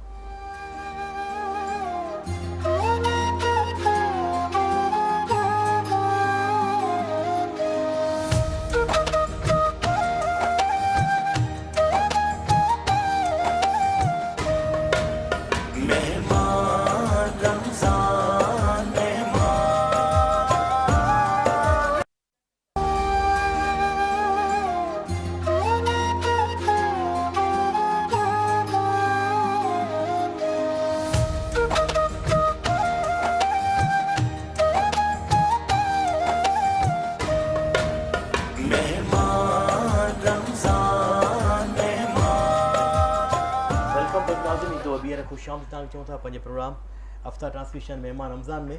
ऐं माशाल्लाह हिन वक़्तु असांखे महिमान जॉइन कयो आहे, उन तारीफ़ कराए वठां त असांजी भेण आहे मुबशरा सजाद, आपको वेलकम कहते हैं। हिन पासे भाई असांजो मोहम्मद हसान, क्या बात है हसान, उहा निस्बत आहे किरण त नबी करीम सल्लल्लाहु अलैहि वसल्लम दरबार नात खान हूंदो हसान बिन साबित। त जॾहिं न मुंहिंजे महबूब करीम सल्लल्लाहु अलैहि वसल्लम फरमायो त हसान तूं अॼु मुंहिंजी शान में शेर पढ़ ऐं मुंहिंजे मिंबर ते वेही करे पढ़, त मां महबूब ऐं ॿुधंदुसि। जॾहिं उहो शेर पेश करे बसि कयईं त पंहिंजी कुल मुबारक चादर उन हसान बिन साबित खे पाण करे सलाम गिफ्ट तौर पेश कई। त उन जी नाले जी निस्बत है हसान, मोहम्मद हसान, आपको वेलकम कहते हैं। ऐं किचन खे ॾेखारियो मुंहिंजी जेका रेसिपी आहे जेको सयूं आहिनि कस्टर्ड वारियूं, उहो मां तव्हांखे ॿुधायां तक़रीबन रेडी आहिनि। त किलो खीर आहे ऐं हिकु पैकेट जेके कलरफुल हूंदियूं आहिनि बेक पार्लर जूं सयूं उहे आहिनि उनखे बॉइल करे ऐं खीर खे सुठे तरीक़े सां खंड में पचाए मिक्स करे ऐं तक़रीबन 2 चम्मच मां कस्टर्ड जा ज़ोप करे उहो मिक्स करे छॾिया अथमि इन में हाणे माशाल्लाह हीअ तक़रीबन थिकनेस जेका हिन जी थिकनेस सही आहे बिल्कुलु एतिरी रहणु खपे छो त थोरो ठरंदो त थोरो अञा थिक थींदो थधो थींदो त वरी फ्रिज में बि रखंदा त वरी उनजे करे वधीक थिकनेस जेका आहे थिकनेस न ईंदी आहे उन में बिल्कुलु सही आहे ऐं ज़बरदस्त आहे हिन खां पोइ मां हिनखे गार्निशन कंदुसि ऐं डिश आउट कंदुसि तेसीं तव्हां बिल्कुलु नात त ॿुधंदा। मां जेको आहे डॉक्टर साहब खां सवाल करणु चाहींदसि डॉक्टर साहब जीअं एहतशाम तव्हां खां ऑलरेडी सवाल करे चुको आहे हज़रत अली जी ज़रबत जे हवाले सां पर इहो ज़रूरु ॿुधायो त इहो जेको हमिलो थियो कंहिं कयो इन जे पोयां जो पस मंज़र छा हुयो? तमामु सुठो सवाल आहे। असल में नबी करीम सल्लल्लाहु अलैहि वसल्लम जन जी जॾहिं खां रिहलत थी त उन वक़्त खां ई वठी करे जेके मुनाफ़िक हुया इस्लाम दुश्मन क़ुवतूं हुयूं उन्हनि साज़िशूं शुरू कयूं मुसलमाननि जे ख़िलाफ़। उन्हनि जो इहो ई हुयो त इस्लाम जंहिं तेज़ीअ सां फैलिजो थो पियो इन खे मतिलबु रोकण जो जेको न वाहिद तरीक़ो इहो आहे त मुसलमाननि में इंतिशार पैदा कजे इख़्तिलाफ़ पैदा कजे ऐं उन्हनि खे पाण में एतिरो उलझाइजे जो उहे पोइ ॿाहिरि जेका पेशकदमी आहे उन्हनि जी उहा रुकिजी वञे। त मशहूरु आहे त भई हुज़ूर सल्लल्लाहु अलैहि वसल्लम जिन जी वफ़ात खां मुतसिल बाद ई हज़रत अबू बकर सिद्दीक़ रज़ी अल्लाह ताला अन्हु जॾहिं ख़िलाफ़त संभाली त कुझु माण्हुनि जेको आहे न ज़कात ॾियण खां इनकार कयो। जेके ज़कात रियासत इस्लामीअ खे ॾींदा हुया हज़रत अबू बकर खे चयूं त भई असां तोखे ज़कात न ॾींदासीं। इतां खां उहे साज़िशूं शुरू थी वियूं जेके इस्लाम दुश्मन क़ुवतूं हुयूं उहे इस्लामी रियासत ऐं मुसलमाननि खे कमज़ोर करण जे एजेंडे ते इतां खां शुरू थी वियूं जिन जो मतिलबु हिकिड़ो वाक़ियो हज़रत अली जी शहादत जो बि थियो। त हज़रत जेको आहे अबू बकर सिद्दीक़ रज़ी अल्लाह ताला उन्हनि सां जंग बि कई। उन चयो त भई जेकॾहिं को माण्हू जानवर क़ुर्बानी में ॾींदो हुयो ऐं उन सां रसी बि ॾींदो हुयो अगरि हाणे उहो जानवर ॾे रसी न ॾींदो त बि मां उन सां जिहाद कंदुमि। त उन्हनि पंहिंजो दौरु जेको आहे न ईअं मुसलमाननि खे मुतहिद रखियो उन्हनि साज़िशुनि जो मुक़ाबिलो कयो। हज़रत उमर फ़ारूक रज़ी अल्लाह ताला जो दौरु आयो। हज़रत उमर फ़ारूक जे दौर में बि उहे जेके मुनाफ़िक हुया उहे पंहिंजूं साज़िशूं कंदा रहिया। जीअं साईं जन बि ज़िक्र कयो त उन्हनि खे बि ईअं ई दौरान नमाज़ जेको आहे न शहीद कयो वियो। अगेन मक़सदु इहो ई हुयो त कहिड़े तरीक़े सां मुसलमाननि जी जेका क़ुवत आहे उनखे कमज़ोर करे सघिजे। वरी उन खां पोइ हज़रत उस्मान रज़ी अल्लाह ताला ख़लीफ़ा थिया त उन्हनि जे दौर में बि जेको आहे न मुनाफ़िक तमामु घणा हज़रत उस्मान रज़ी अल्लाह ताला जी शख़्सियत ॾाढी सॉफ्ट हुई ऐं ॾाढा माना सुलहदार माण्हू हुया हयादार माण्हू हुया जो पाण करीम सल्लल्लाहु अलैहि वसल्लम फरमायो त उन्हनि खां अलाह बि हया थो करे। जॾहिं उहे ख़लीफ़ा हुया त उन्हनि जे दौर में वधीक साज़िशूं थियूं ऐं मशहूरु आहे त हज़रत उस्मान खे मदीने में जेको आहे महबूस कयो वियो ऐं 40 ॾींहंनि ताईं उनखे पाणीअ खां महरूम रखियो वियो। बिलाख़िर हू शहीद थी वियो। उन खां पोइ हज़रत अली रज़ी अल्लाह ताला जो जॾहिं दौरु आयो त उहे जेके साज़िशूं हज़रत अबू बकर सिद्दीक़ खां स्टार्ट थियूं हुयूं उहे काफ़ी मेच्योर थी वियूं हुयूं ऐं जेको आहे न उन्हनि वधीक मतिलबु तेज़ीअ सां जेको आहे न इहे फ़साद ऐं फ़तना जेको आहे न करणु शुरू कया। हज़रत अली रज़ी अल्लाह ताला जेको आहे न मदीना मुनव्वरा में छॾे करे कूफ़ा बि इन्हनि साज़िशुनि जे करे ई जेको आहे न ओॾे ई मुंतक़िल थी विया हुया छो त मदीने में अहिड़े क़िस्म जा मामलात हुया जो हज़रत अली रज़ी अल्लाह ताला सम्झनि पिया त अगरि मां हिते कंटिन्यू कंदुमि ऐं मदीने खे दारुल ख़िलाफ़ो रखंदुमि पंहिंजो त थी सघे थो हिते खून ख़राबु थिए। उनजे करे हज़रत अली रज़ी अल्लाह ताला जेको आहे कूफ़ा मुंतक़िल थी विया उते रहनि पिया।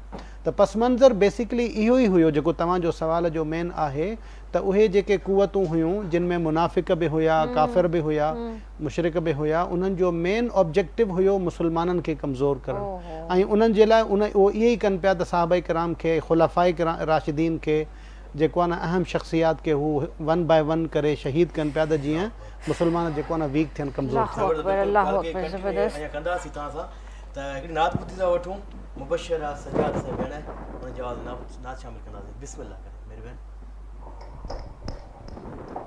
हाणे तव्हां कजो छो जो ख़तमु थी विया।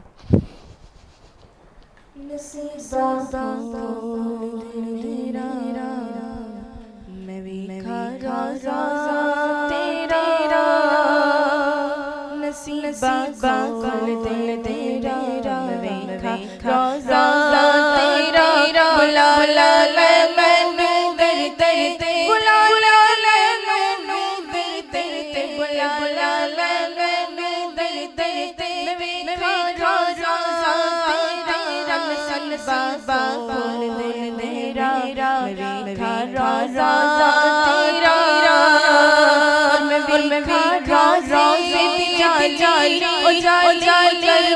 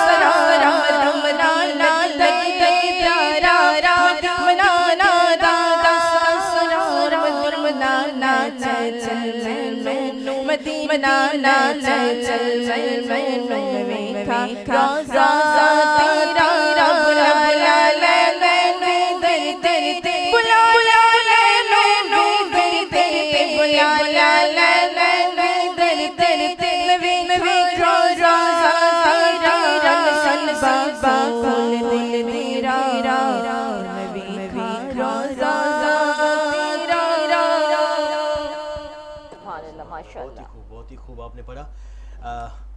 रेसिपी असांजी साम्हूं तैयार थी पई तव्हांजे नज़र ई रेसिपी ते आई डिश आहे। आउट थी चुका आहिनि। कैमरो ॾेखारे त माशाल्लाह। पहिरियों मां के गार्निशन करे छॾियां हमदर्द रूह अफ़ज़ा जी शरबत सां ऐं तव्हां ड्राई फ्रूट कुझु बि तव्हांखे पसंदि आहे करे सघे, पर अॼु मां 2 चम्मच कोन 4-5 चम्मच विझंदो असां। अच्छा, 2 चमचनि खां वजो अॼु 4-5 चम्मच, छो जो डिज़र्ट अहिड़ो आहे ऐं रूह अफ़ज़ा तमामु बहितरीनु शरबत आहे। तव्हां आइसक्रीम में भी इस्तेमाल करे सको था, जेको भी तव्हां डिज़र्ट ठाहियो उन में तव्हां यूज़ करे सको था, हेतिरी मज़ेदार हूंदी आहे। हमदर्द रूह अफ़ज़ा है मशरूब मशरक रूह अफ़ज़ा जी, रूह अफ़ज़ा जो कलर माशाल्लाह केतिरो ख़ूबसूरत आहे, तव्हां ॾिसी सघो था। अगरि 4 चम्मच मां भरे भरे में विधा अथमि ऐं हिन जो जेको ज़ाइको असांजे मिठे में ज़बरदस्त थी वेंदो। ज़बरदस्त माशाल्लाह स्क्रीन ते तमामु। अच्छा, तव्हां अॼु कस्टर्ड में सयूं विधियूं आहिनि जी, डेजर्ट जेको कस्टर्ड सिर्फ़ 2 चम्मच आहिनि। फ्रूट ट्राइफल न ठाही हिन दफ़े। फ्रूट चाट ठाही हुई मां, सॉरी चाट न फ्रूट ट्राइफल। फ्रूट ट्राइफल कोन ठाहियो आहे। इंशाल्लाह अञा आहिनि, कुझु ॾींहं आहिनि, काफ़ी ॾींहं पिया आहिनि, पोइ इंशाल्लाह तव्हांजी फरमाइश पूरी कंदासीं इंशाल्लाह। फ्रूट ट्राइफल जेको आहे तव्हां न ठाहियो, जंहिंजो मुख्य ॾुख आहे। न अञा माशाल्लाह 10-12 खैर जा। बस मां तव्हांखे फरमाइश कयां थी, पर हुन में 3 जेको आहे न फ्रूट्स न विझो, हिकिड़ो चीकू न विझोसि, हिकिड़ो जैतून न विझोसि, ओके ठीकु आहे। इहे हिकु ॿ शयूं न, पपीतो बि न विझोसि, ठीकु। बाक़ी जेको फ्रूट वणे विझो। तव्हां चओ न भाई बचो छा? न खोड़ है बनाना बनाना है, एप्पल आहे, अंगूर आहे, कीवी आहे, पाइनएप्पल आहे, पंहिंजो हींअर जेको आहे सरदो बि आहे, सॉरी गर्मो आहे, गिदरो आहे, इहे शयूं विझी सघजनि। नाला माशाल्लाह सब याद आहिनि। हा खाईंदी आहियां न माशाल्लाह जी। रेसिपी ॾिना आहिनि माशाल्लाह। अच्छा, हाणे काई रेसिपी कोन्हे ॿी जो तव्हांखे रोकियूं भला? मुंहिंजो ओके आहे, बसि हाणे छुटी जी ज़रूरत आहे, तव्हां छुटी ॾियो त। हलो ठीकु आहे, असां तव्हांखे छॾियूं था ऐं थोरी देरि हुजे असां सां। न वीचारे भले वञे, मूंखे वरी परे बि वञिणो आहे, हुते पुॼणो बि आहे, फैमिली बि आहे, इफ्तार हर कोई चाहींदो आहे त पंहिंजे बच्चनि सां कयूं। So thank thank you Ali भा once again for the delicious recipes ऐं इंशाल्लाह तव्हां सां सुभाणे मुलाक़ात कंदासीं। ज़िंदगी रही त सुभाणे इंशाल्लाह हिते कंदासीं व्यूअर्स असां किचन खे वाइंड अप ऐं वरी नए कंहिं रेसिपी सां गॾु सुभाणे किचन तव्हांजे ख़िदमत में हाज़िर हूंदो। पर प्रोग्राम असां जारी ऐं सारी हा आहे। बिल्कुलु बिल्कुलु। त हिकिड़ी नात ॿी शामिलु कयूं था। असांजी ॿी भेण करे वेठल आहे सादिया सादिया, उन जे आवाज़ में नात रसूल काथे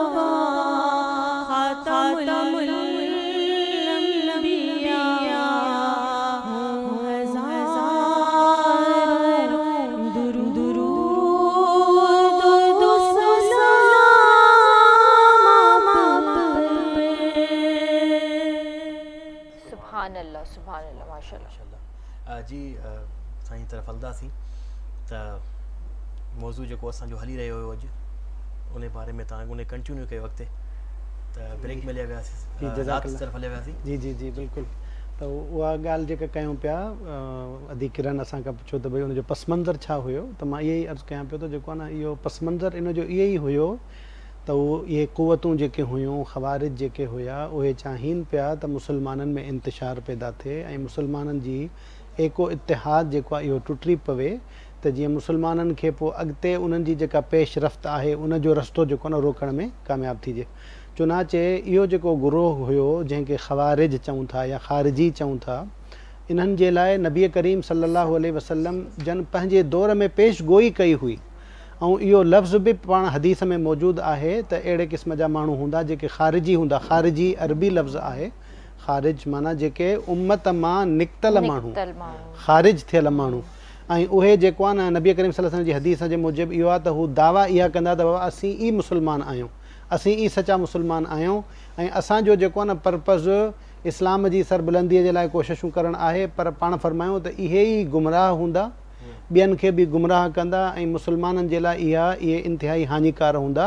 चुनाचे नबी करीम सल्लल्लाहु अलैहि वसल्लम जन जी ये पेशन गोई या प्रिडिक्शन जे अकॉर्डिंग जेको आहे न इहे माण्हू निकिता ऐं उन्हनि जेको आहे न मुख़्तलिफ़ इशूज़ ते हज़रत अली रज़ी अल्लाह ताला अन्हु सां जेको आहे न इख़्तिलाफ़ु कयो ऐं जेको आहे न हाणे हज़रत अलीअ सां जेको इख़्तिलाफ़ु हुयो न उन्हनि जो मेन इख़्तिलाफ़ु हुयो उहो इहो हुयो ख़वारिज जो त हज़रत उस्मान जी शहादत जो थी मज़लूमाना शहादत त उन्हनि हज़रत अलीअ खां तक़ाज़ो कयो त जेके हज़रत उस्मान जा क़ातिल आहिनि उन्हनि खां तव्हां क़िसास वठो ऐं हज़रत अली रज़ी अल्लाह ताला अन्हु हेॾो जरी बहादुर शख़्स उहो त जंग जिहाद करणु रिजे कोन पियो पर पोइ बि जीअं मां पहिरीं बि अर्ज़ु कयां पियो त मुस्लमाननि जे एके इतिहाद जे लाइ करे मुस्लमाननि जे उमूमी फ़ाइदे जे ख़ातिर वक़्ती तौर ते मसलिहत इन में सम्झनि पिया त हज़रत उस्मान जे क़ातिलनि खां फ़ौरी तौर ते क़िसास न वठिजे जेकॾहिं क़िसास वठिबो त इन सां खून रेज़ी घणी थी वेंदी मुस्लमाननि खे वधीक नुक़सानु पुॼंदो उन जे करे हज़रत अली जी प्लान में या उन्हनि जी मसलिहत में इहा शइ हुई त असां पहिरीं रियासत खे स्टेबल थियणु ॾियूं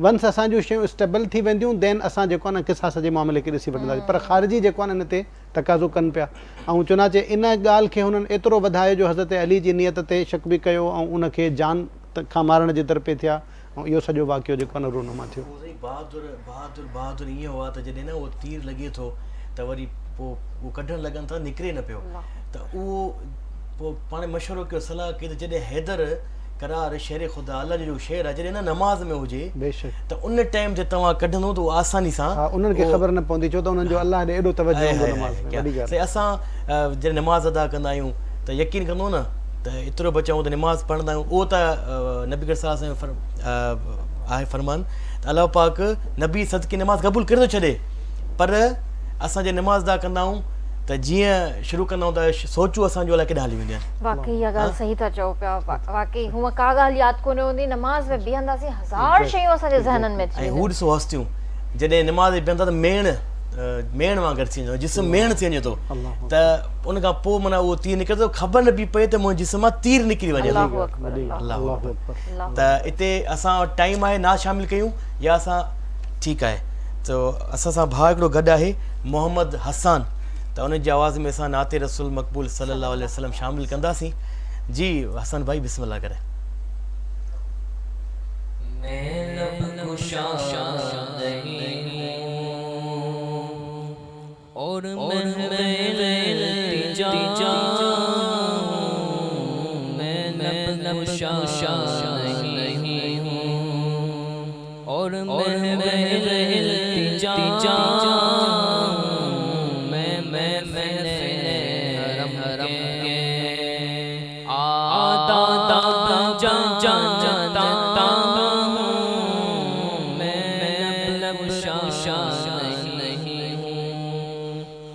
कोई तो आँख वाला गुजरेगा इस तरफ से कोई तो आँख वाला गुजरेगा इस तरफ से बाके रास्ते में मैं मुंतज़िर खड़ा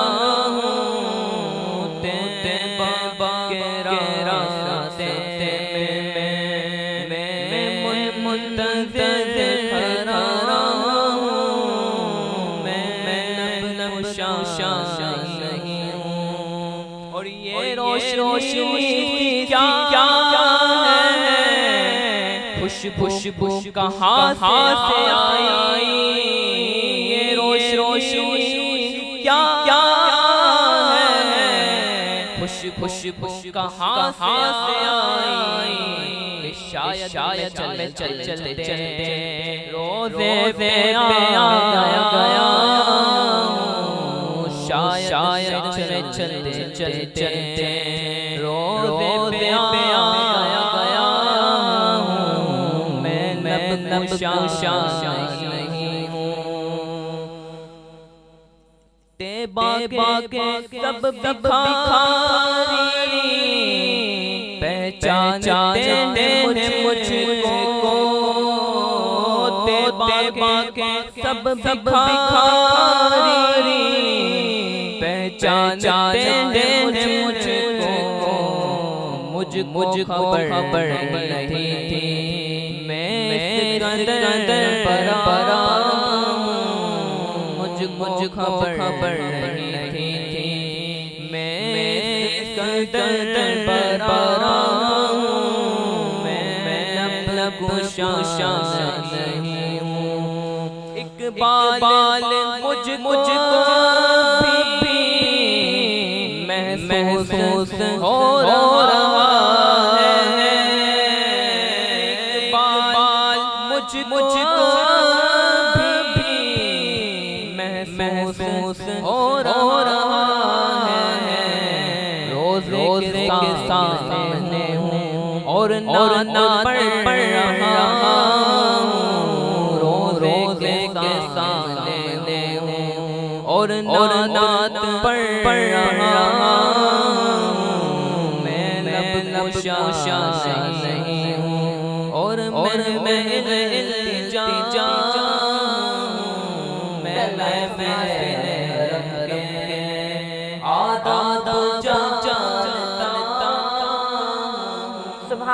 सुभान अल्लाह जी व्यूअर्स तार इस इफ्तार स्पेशल ट्रांसमिशन मेहमान रमज़ान वक्त है ब्रेक जो जल्दी हाजिर था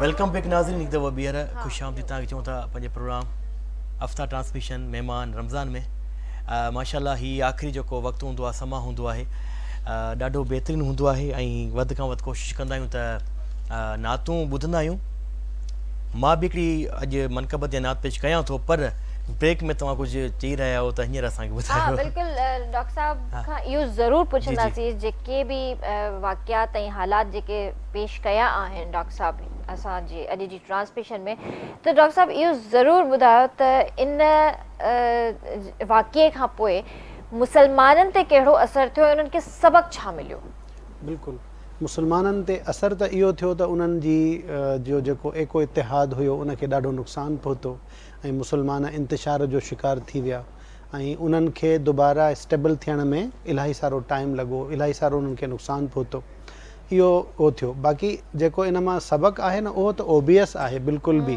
त जॾहिं बि मुसलमान पाण में कंहिं शइ ते तकरार कनि था इख़्तिलाफ़ ऐं इन शइ जो जेको आहे न इंतिशार जो शिकार थियनि था त उनजो जेको आहे न अल्टीमेट जेको नुक़सानु आहे उहो मुसलमाननि खे ख़ुदि ई आहे त उन जे करे जेको आहे सो क़ुर शरीफ़ जो अगरि असां डीप स्टडी कयूं या नबी करीम सल्लल्लाहु अलैहि वसल्लम जे अहादीस जो गहरो मुतालो कयूं त असांखे इहा शइ ॾाढी कॉमन नज़र थी अचे त अलाह साईं असांखे पाण में इतिहाद ऐं इतिफ़ाक़ जो ॾाढो दर्स ॾिनो आहे ऐं इहो दर्स ॾिनो आहे त बाबा जेको आहे तव्हां उन्हनि शयुनि ते मुजतमे थी करे रहो जेके तव्हां में कॉमन आहिनि जेके इख़्तिलाफ़ जूं शयूं आहिनि उन्हनि खे तव्हां हाईलाइट न कयो पाण में जेको आहे न इख़्तिलाफ़ पैदा न कयो इन्हनि सां तव्हांजी क़ुवत कमज़ोर थींदी ऐं इहा इस्लामी तारीख़ सॼी इन शइ जी गवाह आहे त जेको आहे सो जॾहिं जॾहिं बि मुसलमाननि कहिड़े बि मामले ते पाण में इख़्तिलाफ़ कयो आहे या मसाइल कया आहिनि त उन्हनि सां जेके ग़ैर आहिनि दुश्मन आहिनि उन्हनि जेको आहे न मुसलमाननि जी कमज़ोरियुनि जो फ़ाइदो वरितो आहे त अॼु जे इन वाक़े जो जेको सबक़ु आहे बेसिकली असांजे हिन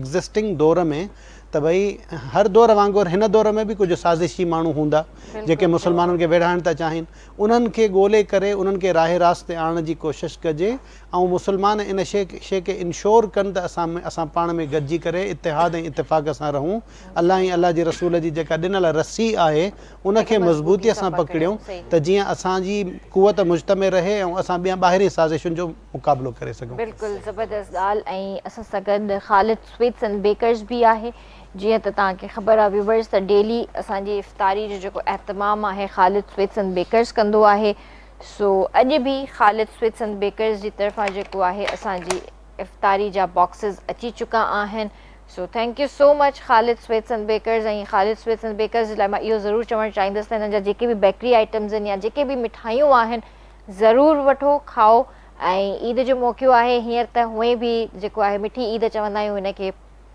त जॾहिं बि तव्हां मिठाइयूं या केक्स बाए कयो त ख़ालिद स्वीट्स एंड बेकर्स था कयो सो ही बॉक्स जेको आहे मां डॉक्टर साहब खे ॾियणु चाहींदमि डॉक्टर साहब हीअ इफ़्तारी बॉक्स तव्हांजे लाइ thank U Thank you, so thank very much ऐं हीअ असांजी जेके भेणूं वेठियूं आहिनि उन तरफ़ वेंदो ये आपके लिए और ये असांजी ॿी भेण वेठल आहे इहा आप जी ठीकु आहे त हिकिड़ी इते ॿ टे शेर जेको आहे असां तव्हां खां ॿुधंदासीं मतिलबु अॼु इजाज़त आहे बिल्कुलु बिल्कुलु अॼु सॼो ॾींहुं मतिलबु जीअं माशाल्लाह ट्रांसमिशन गुज़री वई तव्हां पंहिंजी आवाज़ में असांखे कुझु बि न आहे ॿुधायो त मां चाहींदसि त कोई कसीदो या मनक़बत जेको बि तव्हांजो दिलि चए पर टाइम शॉर्ट आहे इन जे करे थोरो ऐं टाइम मूंखे मिली वियो त टाइम शॉर्ट अथव ऐं नाज़ ॾिसो पिया न ठीकु आहे बहरहाल हिकिड़ी काफ़ी आहे आज गुलाम नबी महमूद जी ॿ शेर उहा ई पहिरियों थो ठीकु आहे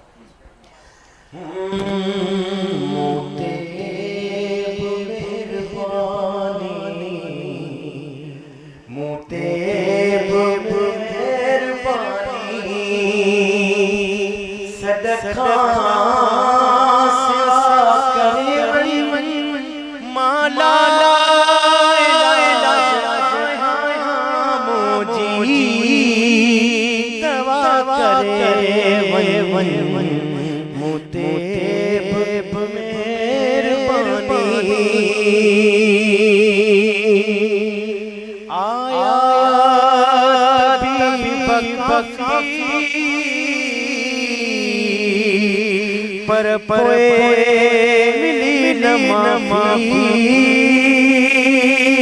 आया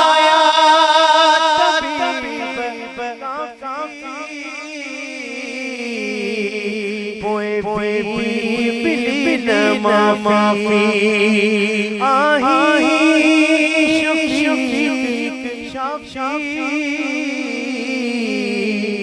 शब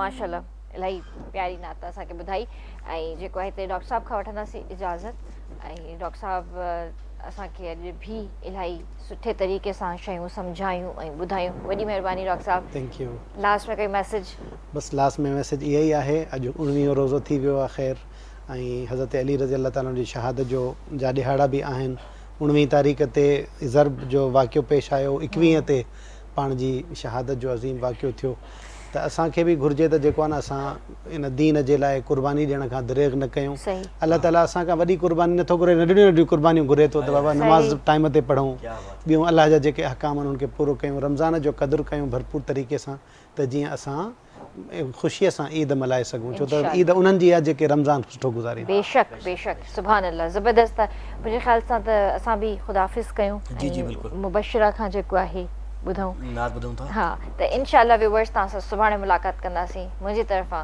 अल्लाह हाफ़िज़। जी आख़िर में मां बि इजाज़त वठंदुमि। इंशाल्लाह सुभाणे सेम टाइम ते सेम चैनल ते गॾु हूंदासीं इंशाल्लाह ताला ऐं नवां गेस्ट सां सुभाणे गॾु हूंदा। त आख़िर में वेंदे वेंदे ॿ टे इशार असांजी भेण मुबशरा खां ॿुधूं था। बिस्मिल्लाह।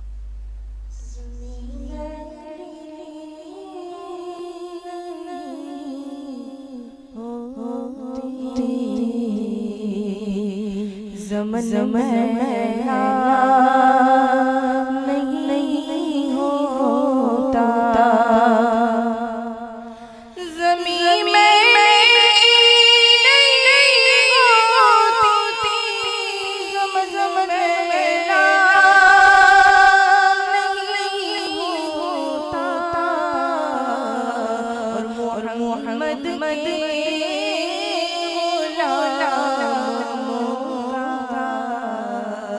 कफन मेरा नहीं होता कि मोहम्मद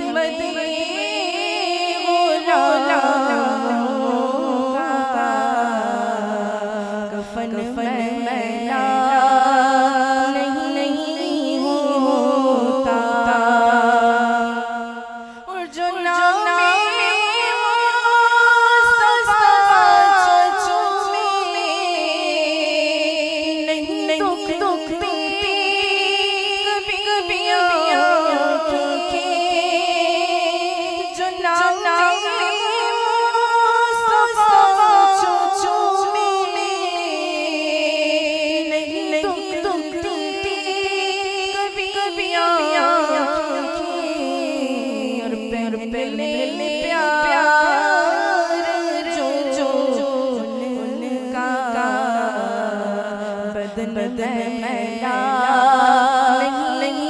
होता और नबी के लंगर जो पल कभी उनकी नबी के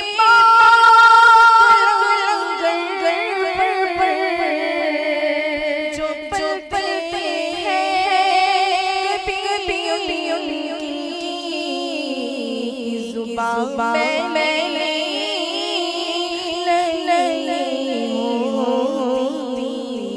और बदन मैला नहीं होता और मैं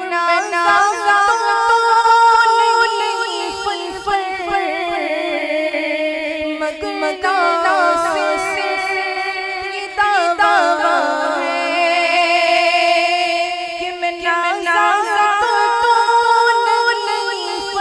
फल मगमगा